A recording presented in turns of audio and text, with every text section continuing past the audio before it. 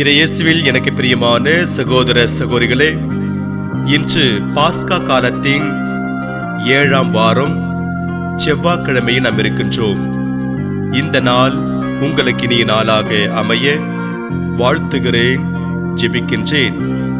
இன்றைய இறைவார்த்தை சிந்தனைகளுக்கு நாம் கவனமுடன் செவி கொடுப்போம். திருத்துதர் பணிகள் நூலிலிருந்து வாசகம். அதிகாரம் 20, இறை வார்த்தைகள் 17 27 முடிய. அந்நாள்களில் பவுல் மிலேத்துவிலிருந்து எபேசுக்கு ஆள் அனுப்பி திருச்சபையின் மூப்பர்களை வரவழைத்தார். அவர்கள் வந்ததும் அவர்களிடம் அவர் கூறியது: நான் ஆசியாவுக்கு வந்து சேர்ந்த நாள் முதல் இந்நாள் வரை எவ்வாறு உங்களிடம் நடந்து கொண்டேன் என்பதை நீங்கள் அறிவீர்கள். யூதர்களுடைய சூழ்ச்சிகளால் எனக்கு ஏற்பட்ட சோதனைகளின் போது மிகுந்த மனத்தாழ்மையோடும் கண்ணீரோடும் ஆண்டவருக்கு பணிபுரிந்தேன். நன்மை பயக்கும் ஒன்றையும் உங்களுக்கு நான் அறிவிக்காமல் விட்டுவிடவில்லை. பொது இடங்களிலும் வீடு வீடாகவும் சென்று உங்களுக்கு கற்றுக் கொடுத்தேன். நம் ஆண்டவர் இயேசுவின் மீது நம்பிக்கை கொள்ளுமாறும் மனம் மாறி கடவுளிடம் வந்து சேருமாறும் நான் யூதரிடமும் கிரேக்கரிடமும் வற்புறுத்தி கூறினேன். இப்போதும் தூய ஆவியாருக்கு கட்டுப்பட்டு நான் எருசலேமுக்கு செல்கிறேன். அங்கு எனக்கு என்ன நேரிடும் என்பது தெரியாது. சிறை வாழ்வும் இன்னல்களும் எனக்காக காத்திருக்கின்றன என்று தூய ஆவியார் ஒவ்வொரு நகரிலும் என்னை எச்சரித்து வருகிறார். என்னை பொறுத்தவரையில் எனது உயிரை ஒரு பொருட்டாக நான் மதிக்கவில்லை. இறையருளை பற்றிய நற்செய்திக்கு சான்று பகருமாறு ஆண்டவர் இயேசு எனக்கு கொடுத்த பணியை நிறைவேற்றி என் வாழ்க்கை ஓட்டத்தை முடிப்பதே என் விருப்பம். இதுவரை நான் உங்களிடையே வந்து இறையாட்சியை பற்றி பறைசாற்றினேன். ஆனால் இனிமேல் உங்களுள் எவரும் என் முகத்தை பார்க்கப் போவதில்லை என்று நான் அறிவேன். உங்களுள் எவரது அழிவுக்கும் நான் பொறுப்பாளி அல்ல என்று இன்று நான் உங்களிடம் தெரிவித்துக் கொள்கிறேன். கடவுளின் திட்டம் எதையும் நான் உங்களுக்கு அறிவிக்காமல் விட்டுவிடவில்லை. ஆண்டவரின் அருள்வாக்கு. இறைவனுக்கு நன்றி. பதிலுரை பாடல். திருப்பாடல் 68. பல்லவி. உலகிலுள்ள அரசர்களே, கடவுளை புகழ்ந்தேத்துங்கள். கடவுளே, உம் உரிமையான நாட்டின் மீது மிகுதியாக மழை பொழிய செய்தீர். வறண்டு போன நிலத்தை மீண்டும் வளமாக்கினீர். உமக்குரிய உயிர்கள் அதில் தங்கியிருந்தன. கடவுளே, நீர் வல்லவர். எனவே ஒடுக்கப்பட்டோருக்கு மறுவாழ்வு அளித்தீர். பல்லவி. உலகிலுள்ள அரசர்களே, கடவுளை புகழ்ந்தேத்துங்கள். ஆண்டவர் போற்றி போற்றி. நாளும் நம்மை அவர் தாங்கிக் கொள்கின்றார். இறைவனே நம் மீட்பு. நம் இறைவனே மீட்பளிக்கும் கடவுள். நம் தலைவராகிய ஆண்டவர் தாம் இறப்பினின்று விடுதலை தர வல்லவர். பல்லவி. உலகிலுள்ள அரசர்களே, கடவுளை புகழ்ந்தேத்துங்கள். அல்லேலூயா, அல்லேலூயா. உங்களோடு என்றும் இருக்கும்படி தந்தை மற்றொரு துணையாளரை உங்களுக்கு தருமாறு நான் தந்தையிடம் கேட்பேன். தந்தை அவரை உங்களுக்கு அருள்வார். அல்லேலூயா. ஆண்டவரே, நற்செய்தியை தகுந்த விதத்தில் எடுத்து சொல்ல என் உள்ளத்தையும் உதட்டையும் தூய்மையாக்கும். ஆண்டவர் உங்களோடு இருப்பாராக. உம் ஆன்மாவோடும் இருப்பாராக. தூய யோவான் எழுதிய நற்செய்தியிலிருந்து வாசகம். ஆண்டவரே, மாட்சி உமக்கே. யோவான் நற்செய்தி அதிகாரம் 17, இறை வார்த்தைகள் 1-11 முடிய. அக்காலத்தில் இயேசு வானத்தை அண்ணார்ந்து பார்த்து வேண்டியது, தந்தையே, நேரம் வந்துவிட்டது. உம் மகன் உம்மை மாட்சிப்படுத்துமாறு நீர் மகனை மாட்சிப்படுத்தும். ஏனெனில் நீர் அவரிடம் ஒப்படைத்தவர்கள் அனைவருக்கும் அவர் நிலை வாழ்வை அருளுமாறு மனிதர் அனைவர் மீதும் அவருக்கு அதிகாரம் அளித்துள்ளீர். உண்மையான ஒரே கடவுளாகிய உம்மையும் நீர் அனுப்பிய இயேசு கிறிஸ்துவையும் அறிவதே நிலை வாழ்வு. நான் செய்யுமாறு நீர் என்னிடம் ஒப்படைத்திருந்த வேலையை செய்து முடித்து நான் உம்மை அருகில் உலகில் மாட்சிப்படுத்தினேன். தந்தையே, உலகம் தோன்றும் முன்பே நீர் என்னை மாட்சிப்படுத்தியுள்ளீர். இப்போது உம் திருமுன் அதே மாட்சியை எனக்கு தந்தருளும். நீர் இவ்வுலகிலிருந்து தேர்ந்தெடுத்து என்னிடம் ஒப்படைத்த மக்களுக்கு நான் உமது பெயரை வெளிப்படுத்தினேன். உமக்கு உரியவர்களாய் இருந்த அவர்களை நீர் என்னிடம் ஒப்படைத்தீர். அவர்களும் உம் வார்த்தைகளை கடைபிடித்தார்கள். நீர் எனக்கு தந்தவை அனைத்தும் உம்மிடமிருந்தே வந்தவை என்பது இப்போது அவர்களுக்கு தெரியும். ஏனெனில் நீர் என்னிடம் சொன்னவற்றையே நான் அவர்களிடமும் சொன்னேன். அவர்களும் அதை ஏற்றுக்கொண்டு நான் உம்மிடமிருந்து வந்தேன் என்பதை உண்மையில் அறிந்து கொண்டார்கள். நீரே என்னை அனுப்பினீர் என்பதையும் நம்பினார்கள். அவர்களுக்காக நான் வேண்டுகிறேன், உலகிற்காக அல்ல, மாறாக நீர் என்னிடம் ஒப்படைத்தவர்களுக்காகவே வேண்டுகிறேன். அவர்கள் உமக்கு உரியவர்கள். என்னுடையதெல்லாம் உம்முடையதே, உம்முடையதும் என்னுடையதே. அவர்கள் வழியாய் நான் மாற்றி பெற்றிருக்கிறேன். இனி நான் உலகில் இருக்கப் போவதில்லை.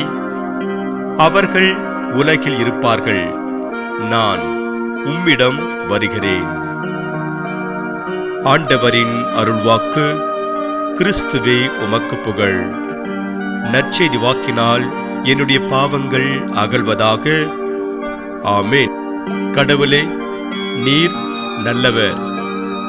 இயேசுவில் எனக்கு பிரியமான சகோதர சகோதரிகளே, அவரும் அவரது மனைவியும் ஞாயிறு தவறாமல் திருப்பலிக்கு சென்று விடுவார்கள். ஆனால் அவர் அருட்பணியாளர் மறையுரை ஆற்றும்போது அவரை அறியாமலேயே தூங்கிவிடுவார். இது அவருக்கு பெரிய குறையாக இருந்தது. இதை அவரது அருகில் இருந்த திருப்பலி கண்டு வந்த அவரது மனைவிக்கு தர்ம சங்கடமாக இருந்தது. இதை எப்படியாவது முடிவுக்கு கொண்டு வர நினைத்தார் அவரது மனைவி.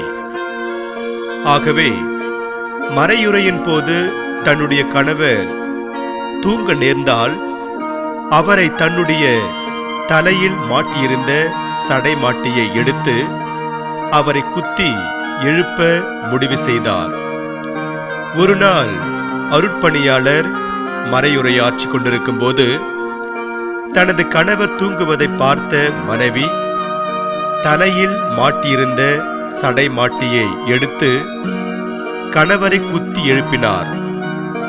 அந்த நேரத்தில் அருட்பணியாளர் இறை மக்களை பார்த்து, விண்ணையும் மண்ணையும் படைத்தவர் யார் என்றொரு கேள்வியை கேட்டார். தன் மனைவியால் தூக்கத்திலிருந்து எழுப்பிவிடப்பட்ட அந்த மனிதர் அவருக்கு நன்றி சொல்லும் வகையிலும் அருட்பணியாளருக்கு பதிலளிக்கும் வகையிலும் நல்ல கடவுள், எல்லாம் வல்லவர் என்று பதிலளித்தார். அதை கேட்டு அருட்பணியாளர் மிக சரி என்று அவரை வாழ்த்தினார். இயேசுவில் எனக்கு பிரியமான சகோதர சகோதரிகளே, வேடிக்கையான நிகழ்வாக இருந்திருந்தாலும் நல்லவராம் கடவுள் நமக்கு பல விதங்களில் உதவி செய்கிறார். அதையே இந்த நிகழ்வும் இன்று நாம் வாசிக்க கேட்ட பதிலுரை பாடலும் நமக்கு உணர்த்துகிறது. தாவீது மன்னரால் உடன்படிக்கை பேழை எருசலேம் திருநகருக்கு கொண்டு வரப்பட்ட பின்னணியில் பாடப்பட்டதுதான் இந்த திருப்பாடல் 68.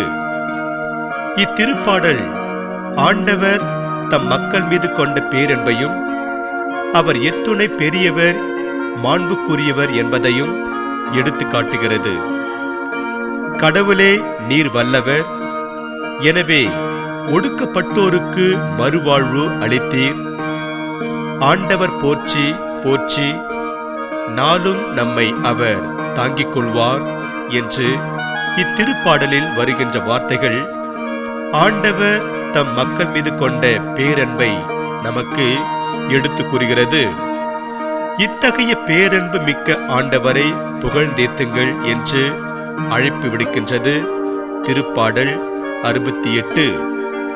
எனவே இறையேசு பிரியமான சகோதர சகோதரிகளே, ஆண்டவர் எத்துணை நல்லவர் என்பதை சுவைத்து பார்த்தவர்களாய் அவரை புகழ்ந்தேத்துவோம். ஆண்டவர் தம் மக்கள் மீது காட்டும் அன்பு மிக பெரியது. தன் மீது நம்பிக்கை கொண்ட தம் மக்களை ஆண்டவர் மிகவும் உயர்த்துகின்றார்.